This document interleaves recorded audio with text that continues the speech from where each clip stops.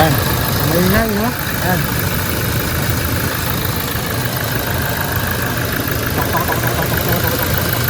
Tulog na. Hindi yan ang gagaling sa alternator. So, kailangan natin lumayan. Yan.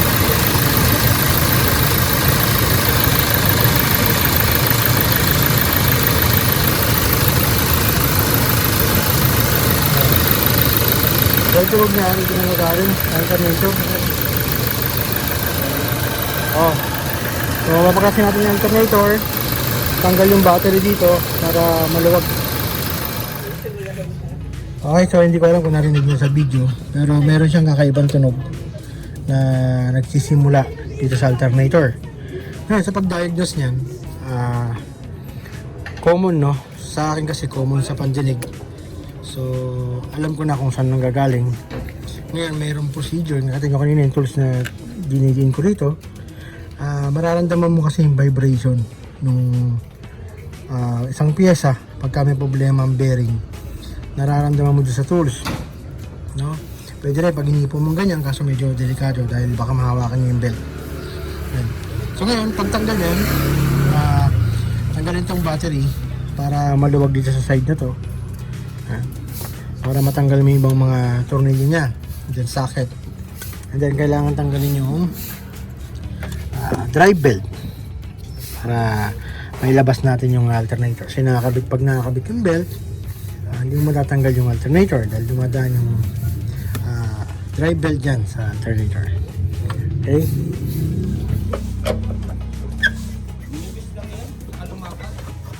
Yung alin? 16. Ano?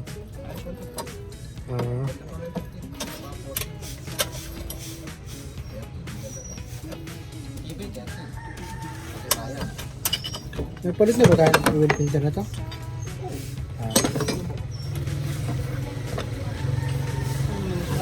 Sabi, December, biglang nagkaubos na namin.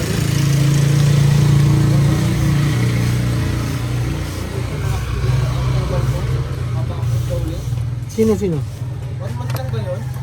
Dapat yun yun. Kakaubos na abanse. Magkano nga yung prangisa?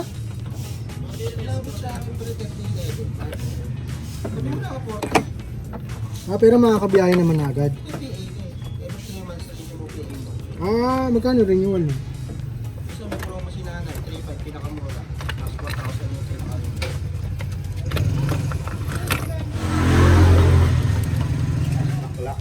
Okay, so yan, natanggal na natin.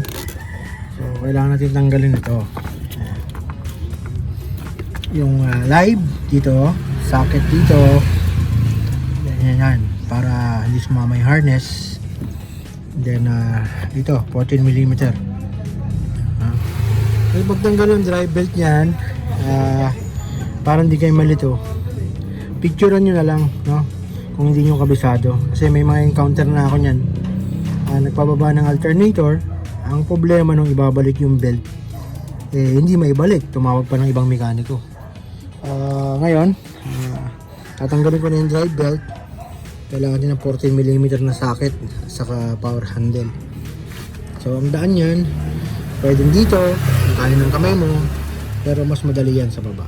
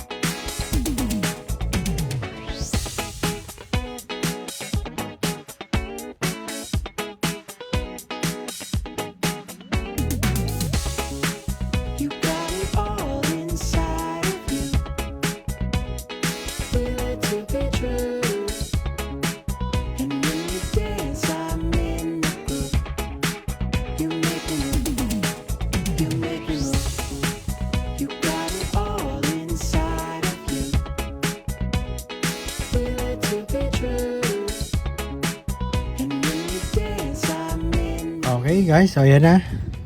Natanggal natin yung alternator. Ayan. So yung mga tinanggal natin, yung mga bolt na yan. Ayan, napakita ko nga sa inyo yung alternator kung ano yung ingay niya. So ito yung alternator.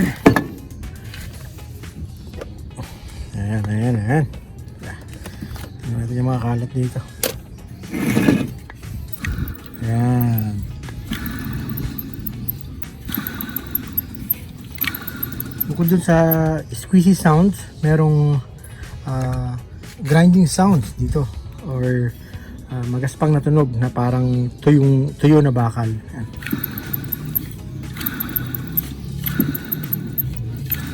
Bukod dun sa squeezy sounds. Ngayon kung ano yung tumutunog na yan, ang possible dyan 100% dito yan, yung bearing sa likod.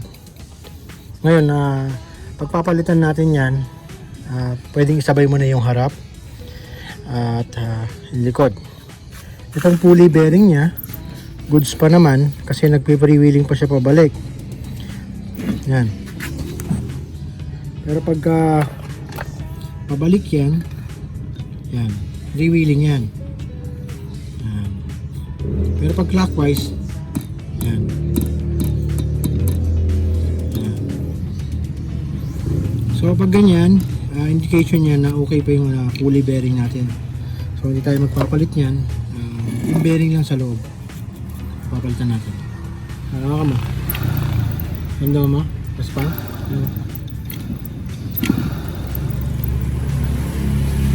Bukod yung squeezy, you know, chik. Bukod yung nandito nararamdaman natin sa body. Mabilis ang balik.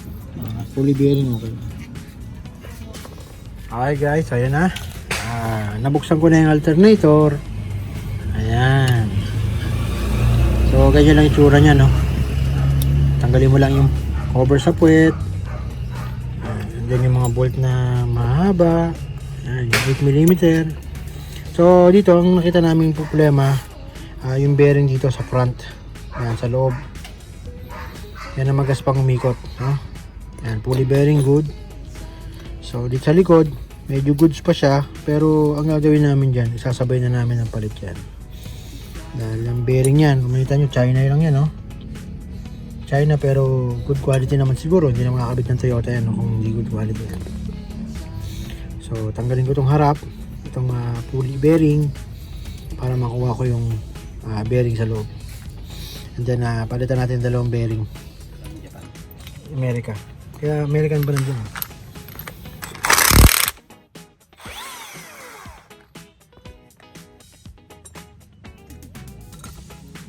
Yan ang gaspang.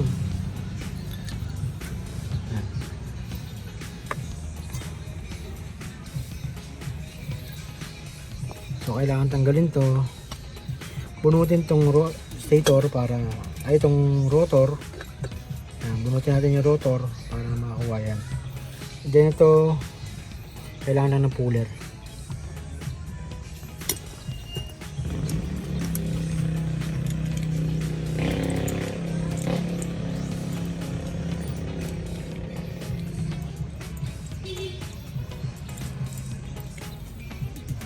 Okay, ano ginawa ko ganito? Tagal bagong silang.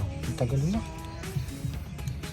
3 months old pa lang yung pinakabata na nagawa ko nito.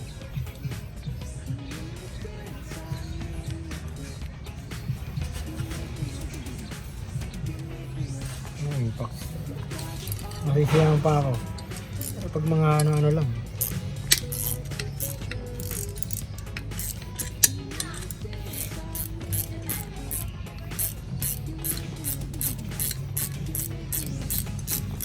Very good, sumama ni harap.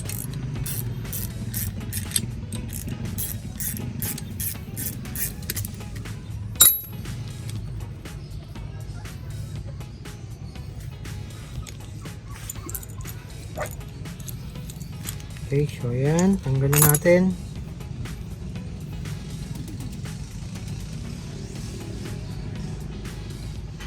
Ang size niya 6202. Oh, 6202 yung size ng bearing. Dyan sa front, kailangan tanggalin natin itong screw.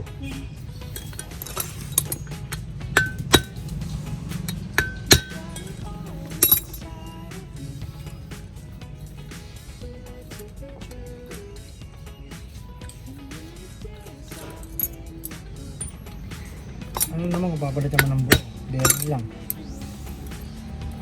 Dati wala pang pyesa.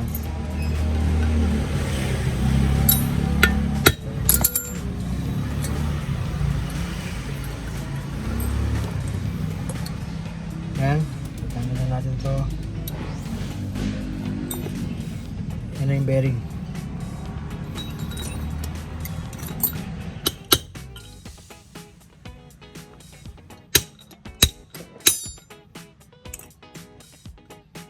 Okay, ayun na isang bearing. So ito talaga yung pinakamaingay dito sa findings natin dito sa alternator na to. So ang gagawin natin, dalawang bearing na para isang bukasan lang. Okay, so bilhin muna tayo na to. Okay guys, so ito na. So isang bearing, yung maliit, ayan. Ito yung part number nyan, 6202, no? And dito sa may harap, pinaka main issue niya kanina, ito. Okay, so ngayon nakabit na natin yan. Yan, so from China pupunta na tayo sa Japan, no?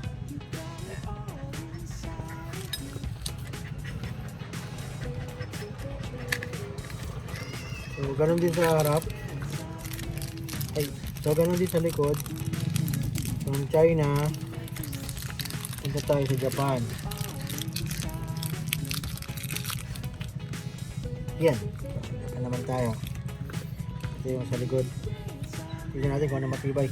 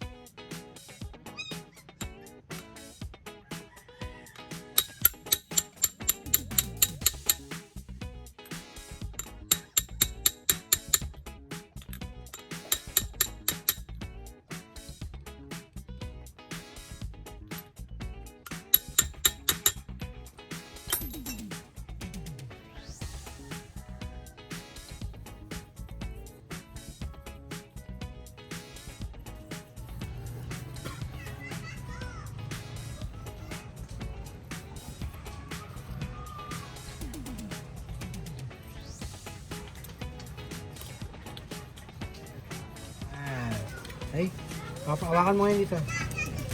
Yung difference niya kanina. Ha? Wala na yung gaspang, di ba? Pag iniikot natin.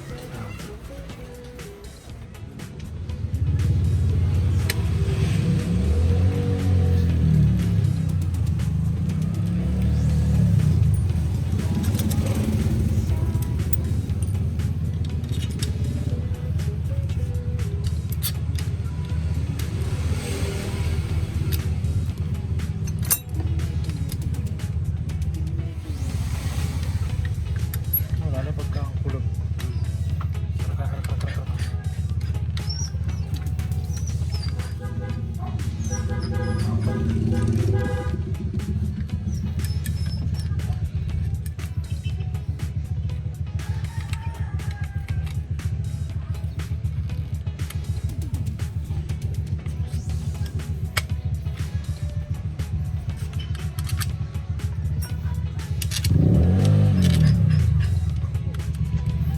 di ba yung pamahay doon? Di ba may tapat na merong kainan? Yung dating bulaluhan ba yun? Oh, may logo rin yun. May logo Yun. na Eagle. Okay, so ayan. Baka mo, wala na. Wala na. Wala na yung gaspang, di ba? Okay, so kakabit na natin yan. Okay, so dito pagbalik, syempre yung tornilyo na tinanggal mo, kailangan yung pa rin babalik mo. Unahin mo yun nandito sa baba. Ayan. Una may kakabit yan, bago yun sa ibabaw. Pwede rin naman dito sa ibabaw para meron ka ng guide nasa ibabaw dito para madali may pasok to. So depende na lang sa diskarte mo, no? Ngayon kakabit ko na to.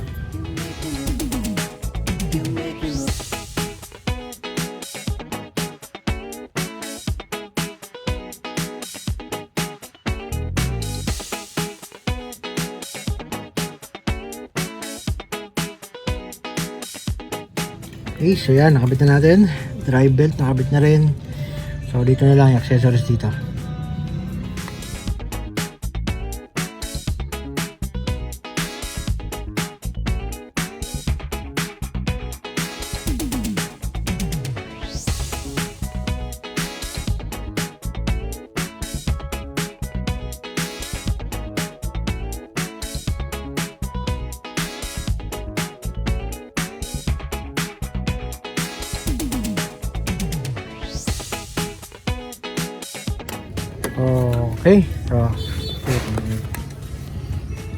Okay, so ayan na. Kompleto na, no? Make sure na ibalik natin lahat. Okay, start mo na. Okay, so ayan, start. Ayan. Okay. Painit na. Wala, no? Wala yung magaspang na tunog.